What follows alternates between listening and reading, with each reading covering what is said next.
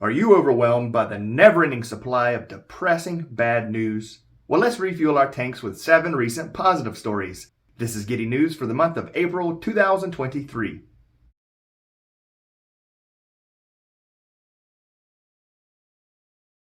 United States cancer death rate falls 33% since 1991 is the Getty News headline, courtesy of Jacqueline Howard with CNN, and a link to the source will be included in the description below. The American Cancer Society reported that the rate of people dying from cancer in the United States has continuously declined over the past 3 decades for a total of 33% since 1991, saving an approximate 3.8 million lives. This is especially welcome news as the U.S. cancer death rate had previously risen during most of the 20th century, largely due to an increase in lung cancer deaths related to smoking. The report attributes this progress due not just to a decrease in overall smoking, but also to improvements in cancer treatment and an increase in early detection.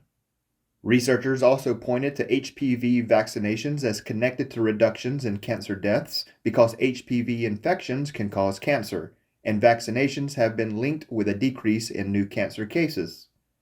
Among women in their early 20s, there was a 65% drop in cervical cancer rates from 2012 through 2019, which follows the time when HPV vaccines were put into use. Ernest Hawk, Vice President of Cancer Prevention and Population Sciences at the University of Texas MD Anderson Cancer Center, stated that the new report demonstrates important and consistent advances against cancer. New innovation leads to environmentally friendly solar cells is the Getty News headline, courtesy of Sajiv De Silva, and a link to the source will be included in the description below. Perovskite is a type of mineral that has a distinctive crystal structure and significant attention in recent years due to the potential applications in various fields. And now scientists from the Nanyang Technological University have found an effective, stable, and environmentally friendly perovskite solar cell as a low-cost, high-efficiency alternative to traditional silicon solar cells. Perovskite solar cells are produced from several layers of materials, including a perovskite layer that harvests light together with a capping layer. The capping layer is overlaid onto the perovskite layer to guard the solar cell from atmospheric factors like heat and moisture, and to boost the performance of the cell. Even though the production of perovskite solar cells is more economical and has enhanced efficiency, its commercial manufacturing has not yet materialized. Dr. Ye Sen-yun, research fellow from the NTU, School of Physical and Mathematical Sciences, and a lead researcher on the project, explained, "One of the biggest drawbacks of using perovskite solar cells is their impact on the environment. But by enabling zinc and other non-toxic metals to be used in the capping layer, our innovation potentially solves a major obstacle that prevents the widespread use of perovskite solar cells." New Mexico dog missing for 7 years found 1,700 miles away walking down South Carolina Road is the Getty News headline, courtesy of Kelly Bender with People, and a link to the source will be included in the description below. A dog who went missing in 2015 in Farmington, New Mexico, turned up in Travelers Rest, South Carolina. A Travelers Rest resident named Jennifer was sitting on her porch one rainy evening when she spotted a limping dog on the road near her home.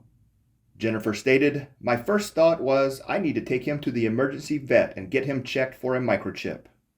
Jennifer followed through on her intuition and the dog did have a microchip, but the owner linked to the dog, whose name is Nugget, lived almost 2,000 miles away in Farmington, New Mexico.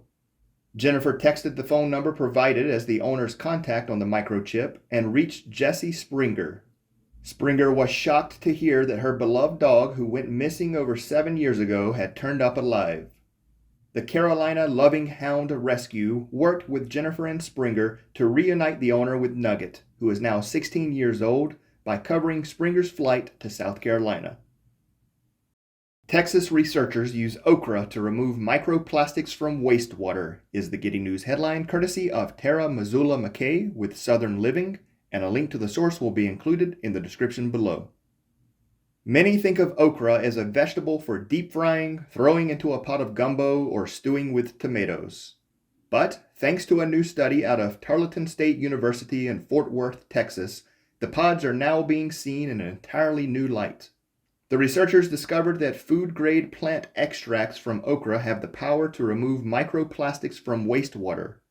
Currently, the majority of microplastics are removed by adding flocculants, which are sticky chemicals that attract microplastics, to the water and then waiting for them to form large clumps that sink to the bottom where they are removed. The problem here is that other substances may bind to them that could potentially be toxic or harmful to the body. Additionally, some of the substances used as flocculants can become toxic under certain conditions.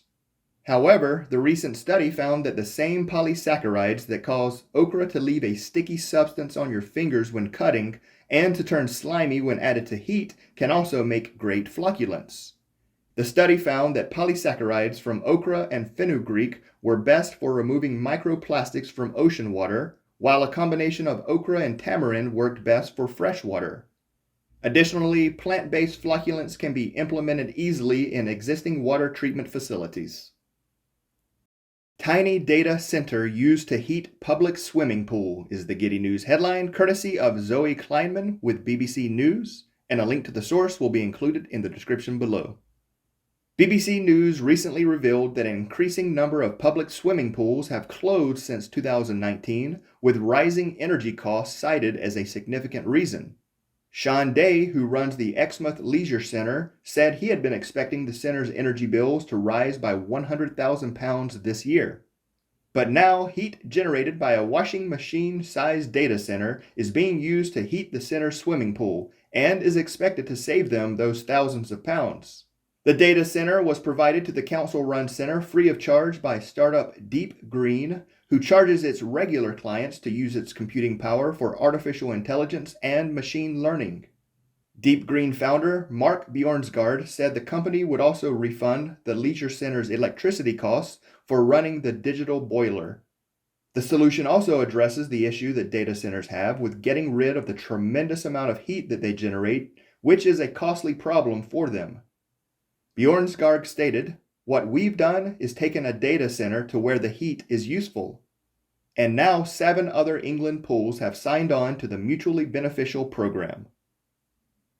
Mom describes shock of winning $2 million jackpot after paying for daughter's cancer treatment is the Getty News headline, courtesy of Good Morning America, and a link to the source will be included in the description below. A Florida woman who spent her life savings helping her daughter beat breast cancer is now a millionaire. 74-year-old Geraldine Gimblett of Lakeland, Florida, bought a winning lottery ticket exactly 1 day after Gimblett's daughter completed her final treatment for breast cancer. The $10 ticket was a $2 million winner for Gimblett and was the last available ticket that the store had of her favorite scratch-off game. When Gimblett claimed the prize at the lottery's headquarters in Tallahassee, she did so alongside her daughter and granddaughter. Gimblett's daughter, Laurencia Jackson, said she was shocked to learn her mom had won the lottery just 1 day after Jackson rang the bell at a local hospital, signifying the end of her breast cancer treatment. Gimblett said that using her life savings to pay for Jackson's cancer treatment came naturally to her as a mother. "I really didn't think about it," she said. "I just did what I had to do." A living pantry. How an urban food forest in Arizona became a model for climate action is the Getty News headline, courtesy of Samuel Gilbert with The Guardian, and a link to the source will be included in the description below. Dunbar Spring is a neighborhood near downtown Tucson, Arizona that's unlike any other in the city. Its unpaved sidewalks are lined with native food-bearing trees and shrubs fed by rainwater diverted from city streets. One single block has over 100 plant species, including native goji berries, desert ironwood with edamame-like seeds, and tuberosa bushes with cucumber-flavored flowers. This urban food forest began almost 30 years ago, and it provides food for residents, roughage for livestock, and a relieving canopy shade. "We're creating a living pantry," said Brad Lancaster, resident and co-founder of the Dunbar Spring Neighborhood Foresters Organization, which planted the urban food forest. Dunbar Springs Urban Food Forest began in September 1996 when residents gathered for a community-wide tree planting event. Since then, neighborhood foresters have planted more than 1,700 trees and thousands more understory plants. For Lancaster, surviving and thriving in an increasingly hot and dry world will require dramatic and necessary changes to how we live. He stated, "We need to adapt ourselves and our practices in a way that doesn't just serve us, but the living systems that allow us to be here." All right, that's it. I hope you enjoyed this episode of the Getty News. And if you have a positive news story that you'd like for me to share, please include a link in the comments down below. And until next time, take care of yourself, and thanks for watching.